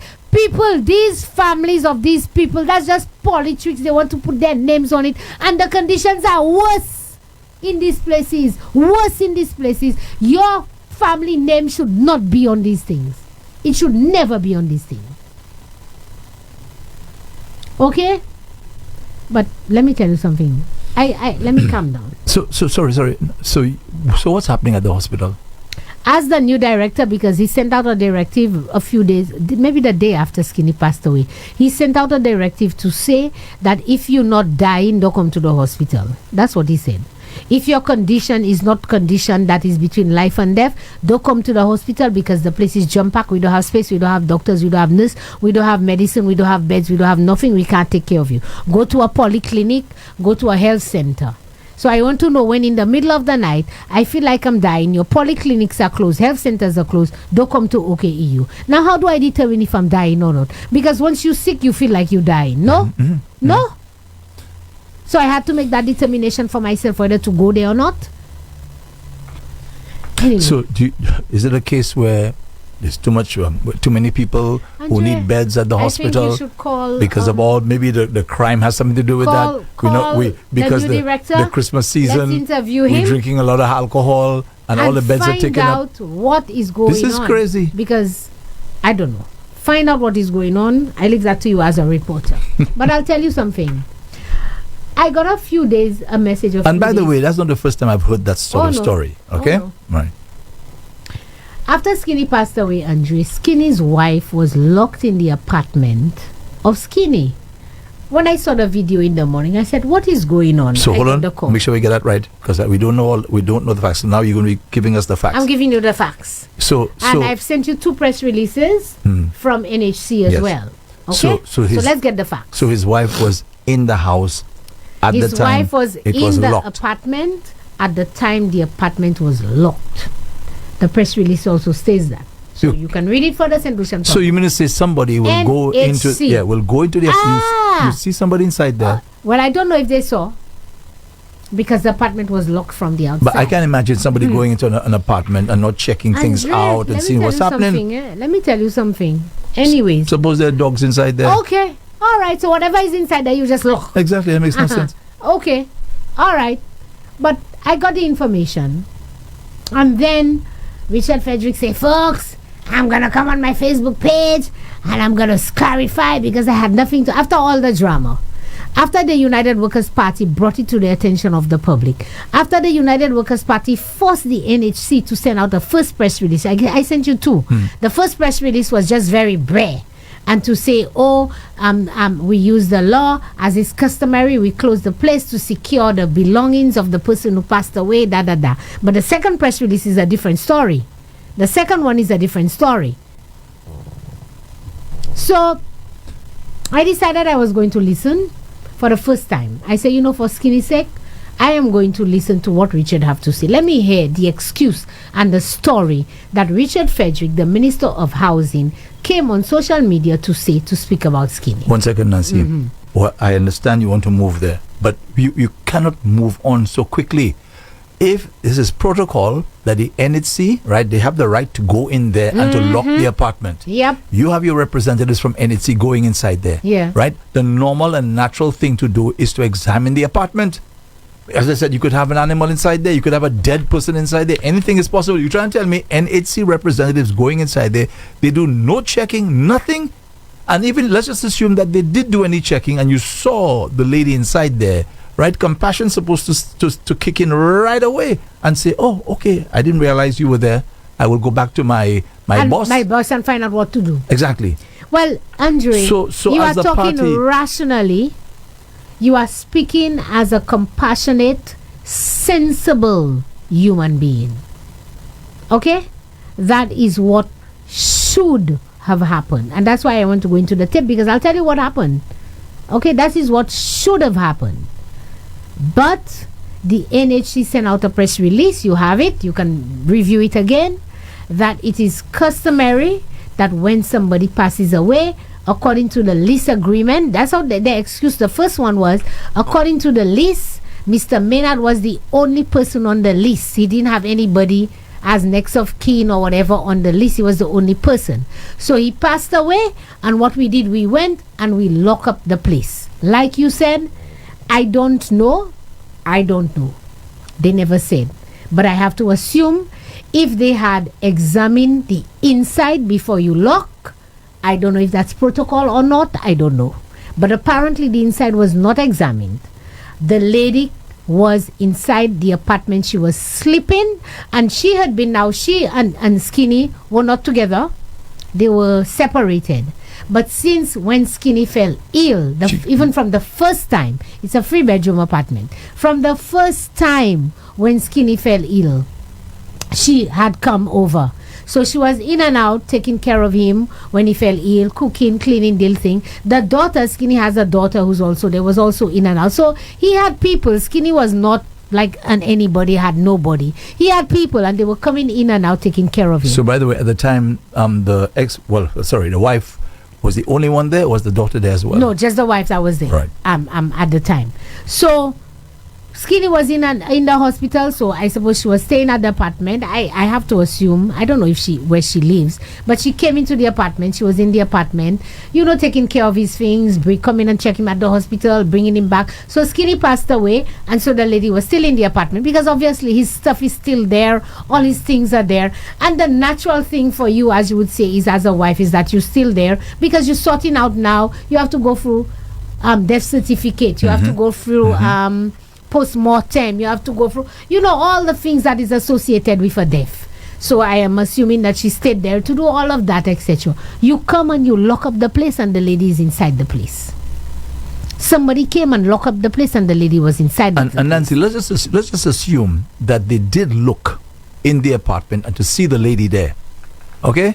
And to have the I will guts- give them the benefit of the doubt. I will That give they- them that they they didn't see her. because I don't think somebody is so wicked to come inside, see the lady there, go back out, close and lock her inside. All right. I'll give them the benefit of the doubt on that one, but But let me tell you. So that's why I'm saying, let me say things happen in St. Lucia, and let me tell you something, St. Lucia. Anyway, Richard went on live to say he was not involved. It's not me. It wasn't me. All right. The man started off the video by talking about everything he did for Skinny. You remember when I told you about integrity? There was no need for that. Because everybody in St. Lucia knew who Skinny was to you and who you was to Skinny.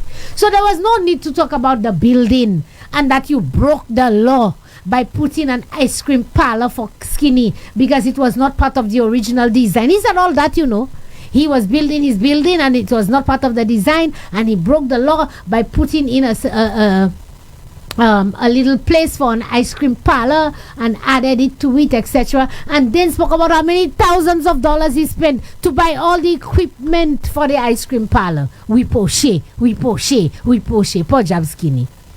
Skinny never told anybody anything about you. Nothing you did for him or nothing you did. But you found it fitting to tell the whole of St. Lucia what you did for him, who you were. Oh, I am so good. I was so nice to Skinny. I did all these things for Skinny. I spent my money. I gave him an ice cream parlor. I built it for him. It was not part of the plan. And I didn't charge him a cent for rent. And then I bought all the equipment for the ice cream parlor. Mr. Goody, goody, goody, goody, goody. Yes. Okay? Yes. All right. But in fairness to Richard, don't you think maybe the point he was making is that, listen, I would have done all those things and then now to deliberately lock the lady. But let me tell you something. Yes, I'll come to that because that's what he was trying. He was trying to say, after I did all that for Skinny, you think I would lock his wife. But here's the lie. Here's the lie. Okay? Then he said, after he built the ice cream parlor and whatever, a short time later, Skinny told him, well, boss, my wife has been good to me and this, that and the other and whatever, so I'm going to give the ice cream parlor to my wife. And then he said, I never knew Skinny's wife. Up to a day like today, I never knew Skinny's wife. I don't know who Skinny's wife is. I never met Skinny's wife. I said to myself, really? Richard Frederick? I mean, people, do y'all believe that? So you're telling me that all these years you knew Skinny, you never knew his wife? You're telling me that Skinny, the ice cream parlor that you built in your building, that was not part of the plan, you built it for Skinny, he gave it to his wife in your building that you were occupying up and down all the time, all these years, you never met her, you never saw her.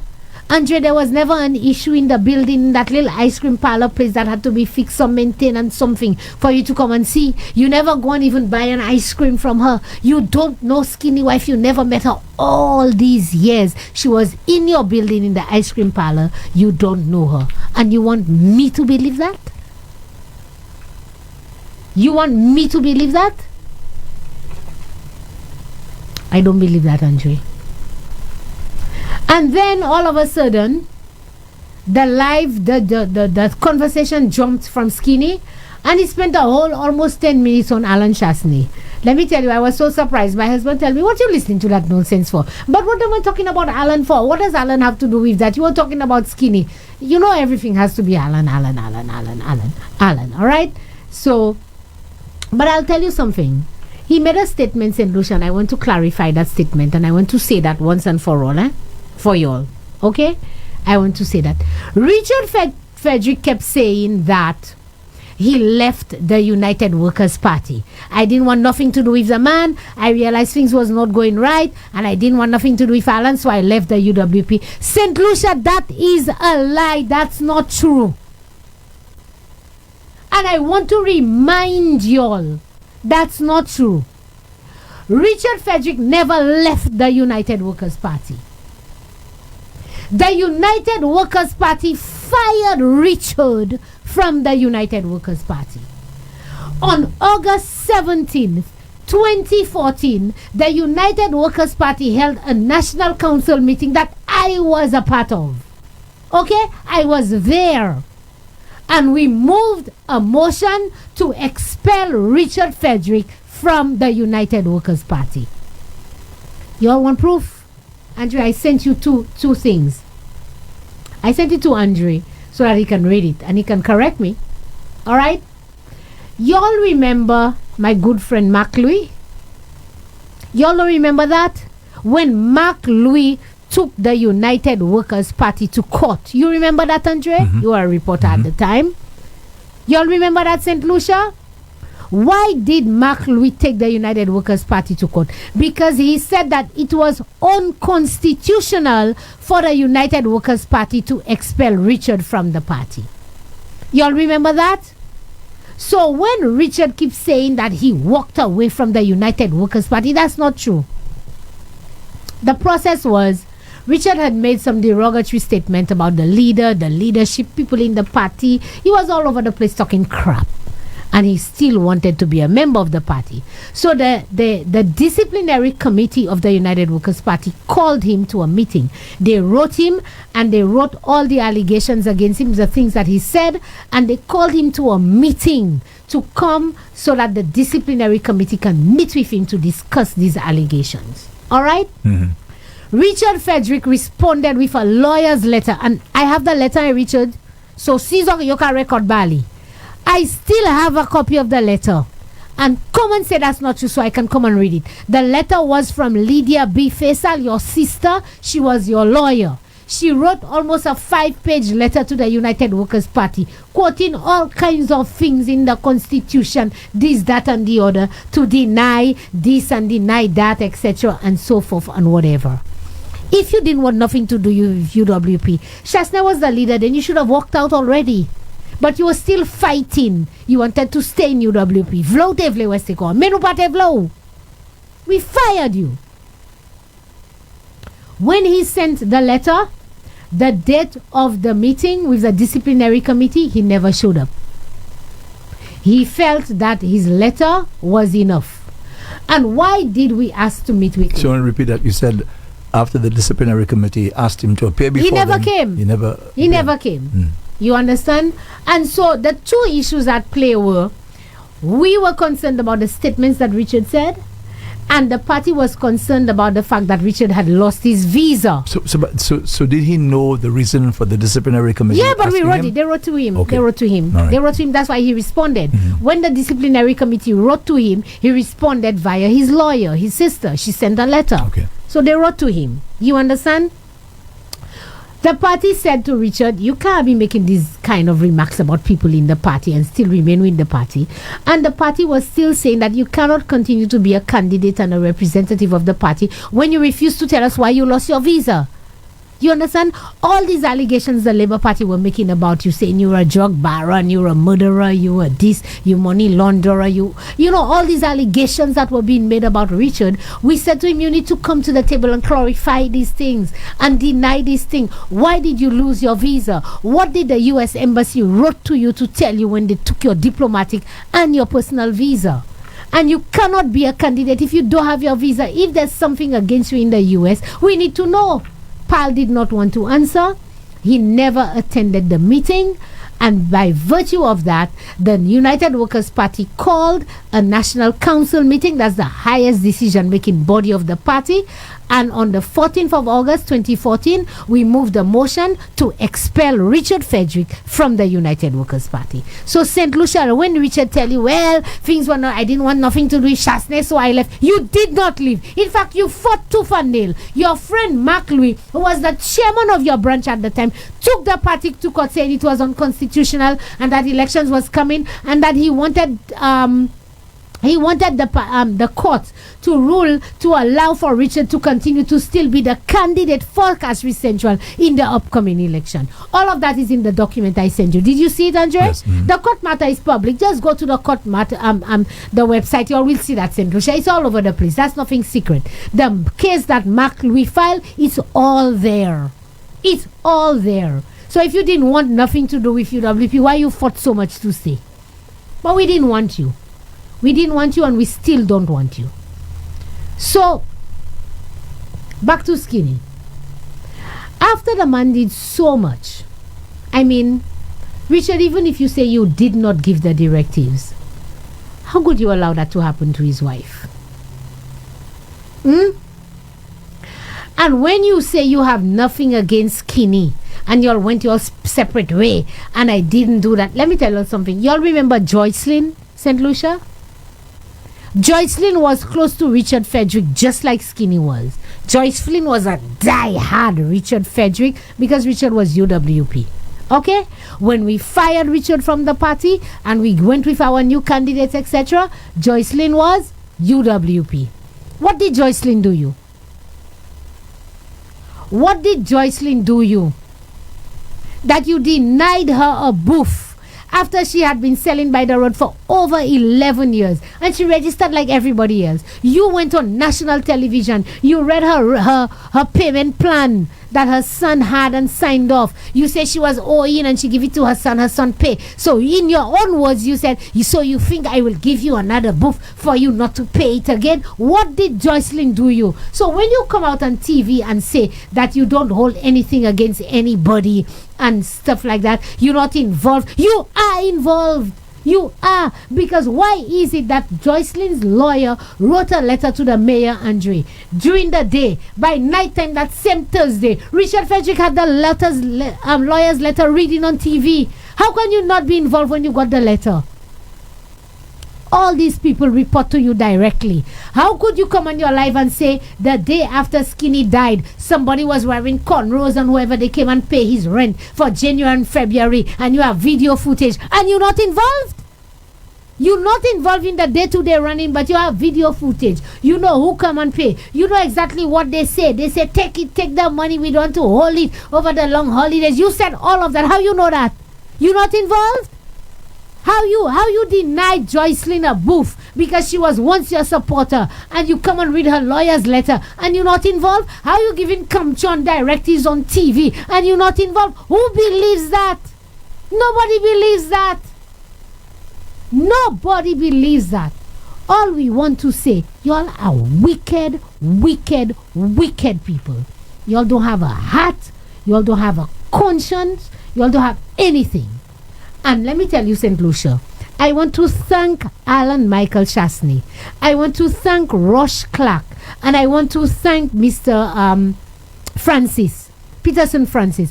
Because if y'all did not come out that day and stand up and call the media and bring this thing to the fore and the attention of St. Lucians, nobody would know. The lady would have been kicked out of the apartment like a dog by the side of the road. All her stuff would have been thrown out because y'all say that's policy. That's how y'all would have treated her. If Alan Chasney and Rush and them did not come down and did not call the media, y'all would, and NHC would have never issued that second press release to say, oh, well, we didn't know she was in there. When we found out, we let her stay, and all this thing and stuff like that. So y'all would never have done it. So you can Thank you, Alan Chasney. So you can confirm that now? That after everything, all of a sudden that's what done, they say in the press release. The NHC they say they allow her. They came back. They opened up. They didn't know she was there, so now they allow her to stay and for her to sort out the things, etc., etc.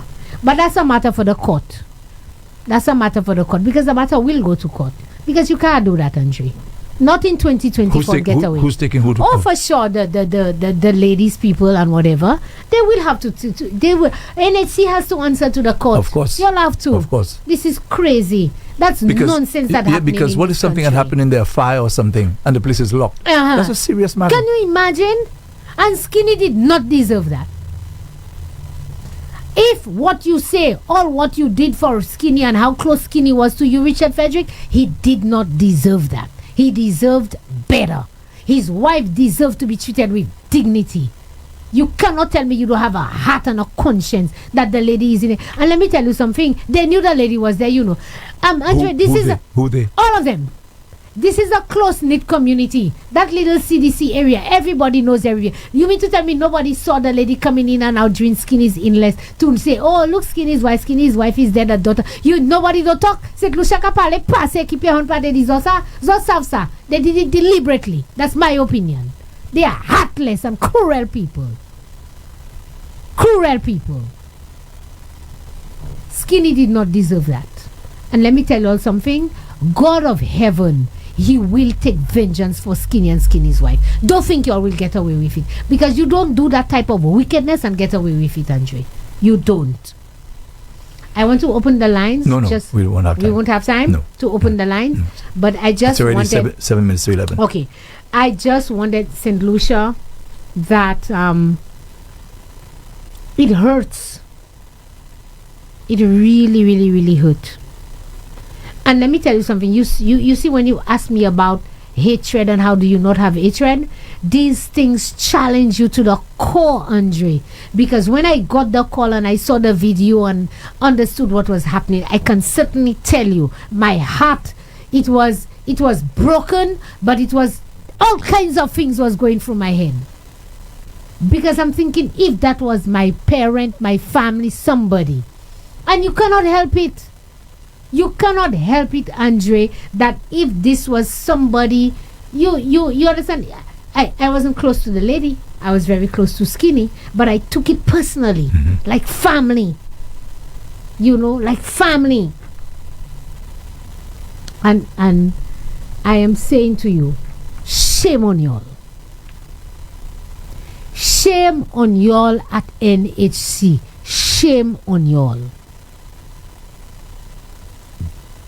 And if it is the policy of NHC, after somebody passes away and you believe that the person is the only person in the apartment, I think this experience should tell you to review your policy. I agree. Review the policy by having a master lock or something, because as tenants you should have a master lock anyway.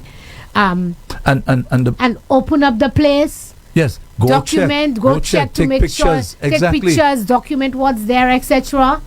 Take pictures to say this is how we found the place. Yeah, because then you lock up and secure the place. Because there's no objections. And it's important for that because, say for example, there was a refrigerator there or stove, okay, and you don't take those pictures, and next thing you know, tomorrow now those things have somebody went inside there and they stole the stuff. Right? How would you now prove that those things, if the people come and say, well, they stole the stove, they stole the fridge? I mean, you must have something to show, well, this is how the apartment was left. So I agree with you. They need to go and revisit this whole thing. Because when I heard that story, right, I kept asking a lot of questions. And that's why today I'm very, very happy that you gave us, well, these facts. Yep. Right? And the part that really hurts me is what I kept telling you over and over again, that NHC coming inside there and deliberately locking the place. And you said a while ago you want to give them the benefit of the doubt. I'll give them the benefit that they didn't enter. Yeah, exactly. And even if you do enter, you're supposed to go and check and see what's going on. So they need to review that. You can't just go because, okay, you heard that and just go and lock a door and that's it. I mean, that is really irresponsible, because what if there was a child inside there? Or two children inside there? What if the lady and a fire broke out? Because remember, the daughter has a son. Skinny had this little grandson, this little boy that Skinny loved so much that he would pick up from school, drop everywhere Skinny when Skinny had this little boy. What if the grandmother, the wife, had the child sleeping and left the child sleeping and gone to the market or to the supermarket to get something, to cook, to prepare, in the morning and whatever, and then she come back and find the child is locked in the house, and the child wake up now and as you say, there's something happen. Children, they play with things, etc. I sent you a voice note. I need you to play it for me, so for us to end the program. But what if something like that had happened? I mean, do you not think of all these things? Do you not think of all these things? I mean, this is crazy. But we have, as we're getting ready to end the program, Andre, I want to pay tribute to Skinny. I want to say, I did say to him, because, I spoke to Skinny all the time, and I know he knew, because we told him, and I told him how much I appreciated him and loved him, in my Christmas message to him, etc. But I do want to say thank you so much to Skinny. How long is the audio? It's just about 2 minutes. Okay, it's just a tribute to Skinny. Let's just try to wrap up after that, please. Tribute. Can I play it now? Yes, it's a tribute to Skinny from the Nancy. General Secretary, Good morning, Andre. I think, of the party. Thanks for this opportunity to say just a few words to pay tribute to Skinny. I ask myself, how do we measure a man? And is it not ultimately by his service to mankind? And if it is by that measure, Then Skinny tipped the scales. He was selfless, kind, ready to assist, and most of all, he was devoted to those around him. He worked with me at the Secretariat, and I can say I was able to fully rely on him. I know that his love for family was apparent, but his love for party, wow. Wow, Skinny was the epitome of dedication and conviction to party. To me personally, he was really good. We drove around the country together doing the party's work, and there is nothing he loved better than telling me all the stories of the party of the past, and I was a very eager listener. I miss him terribly, and the Secretariat does too, and I know the party does. But I don't want to go on too long, except to say that I want us to remember that Skinny's legacy is not founded in party positions or rules or even political accomplishments or anything like that.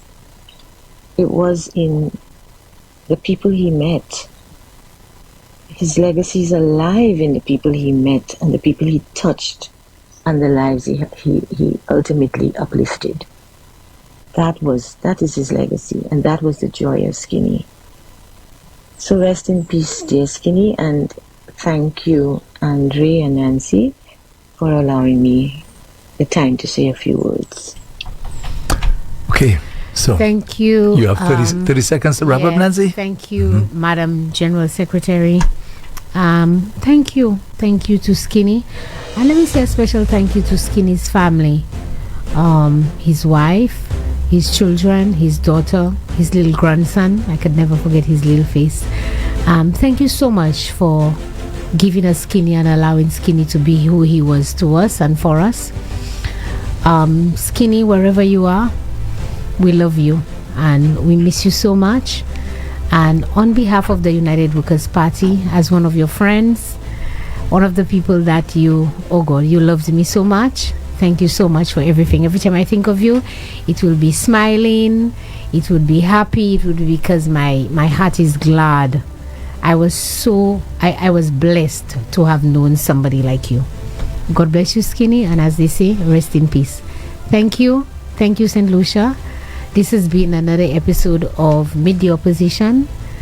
Again, let me wish all of you a happy and blessed new year. I wish you everything good for this new year. And thank you again for giving me this opportunity to listen to and to be part of your household and part of your family. Goodbye and have a safe weekend. Thank you, Nancy. You've been listening to Meet the Opposition, the first show for 2025. Listen again next week, Thursday, same time, from 9 o'clock until 11 for another Meet the Opposition with Nancy Charles.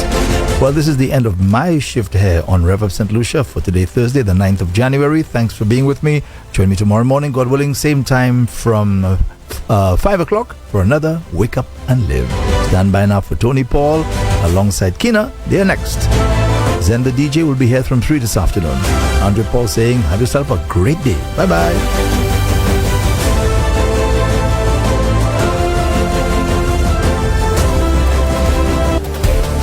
Join the United Workers' Party this and every Thursday on Rev Up St Lucia 96.